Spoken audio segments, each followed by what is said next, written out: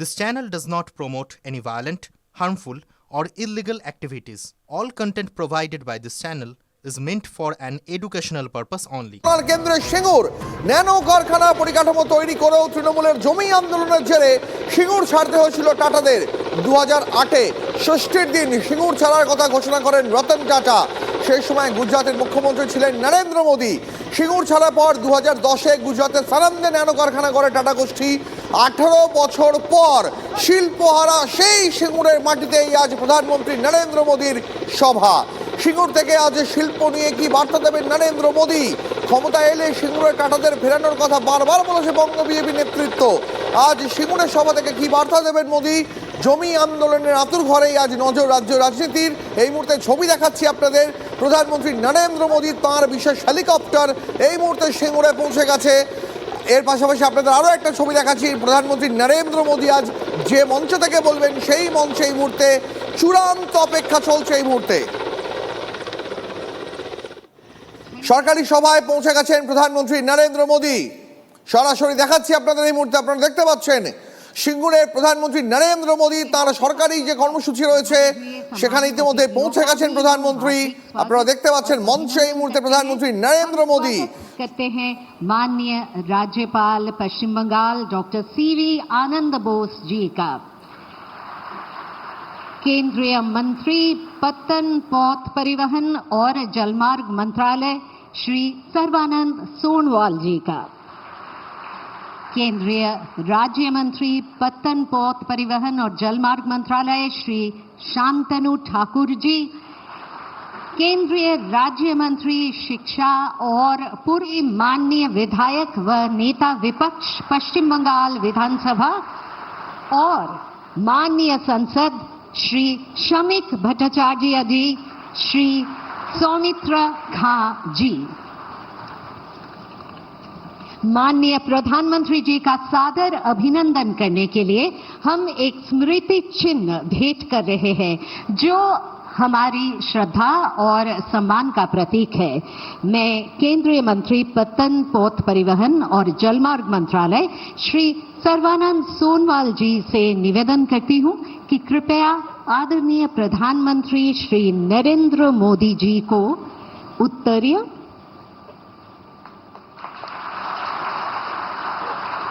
और स्मृति चिन्ह भेंट करें।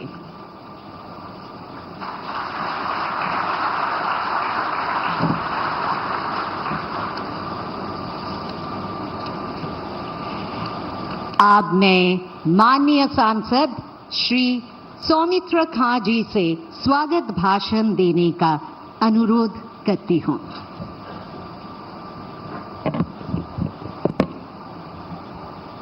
প্রণাম। আজ আমাদের মঞ্চে উপস্থিত আছেন যশস্বী প্রধানমন্ত্রী আমাদের নরেন্দ্র মোদীজি, যার নেতৃত্বে বিকশিত ভারত আমরা এগিয়ে চলেছি।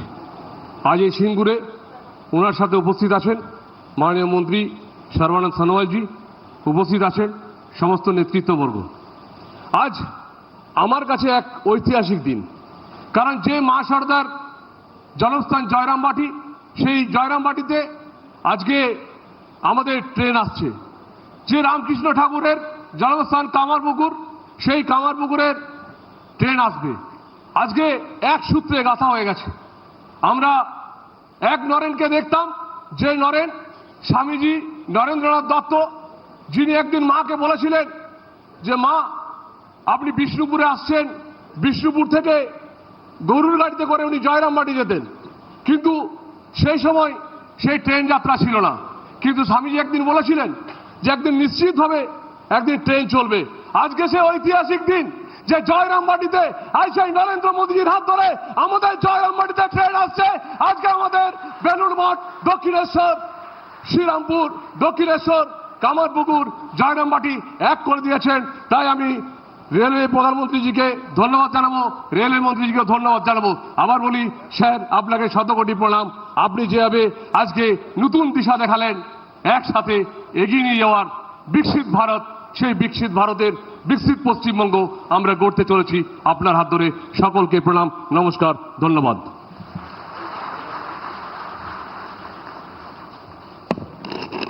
ধন্যবাদ জানাই माननीय सांसद के। मैं अब केंद्रीय मंत्री पत्तन पथ परिवहन और जलमार्ग मंत्रालय श्री सर्बानंद सोनोवाल जी से उनके भाषण के लिए अनुरोध करती हूँ।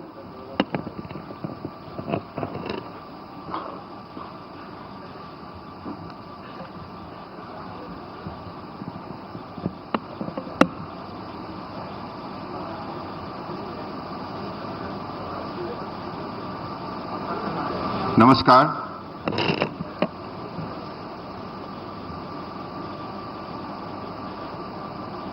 हमारे बीच उपस्थित देश के आदर्शवादी नेता, विश्व के सबसे लोकप्रिय नेता, प्रधानमंत्री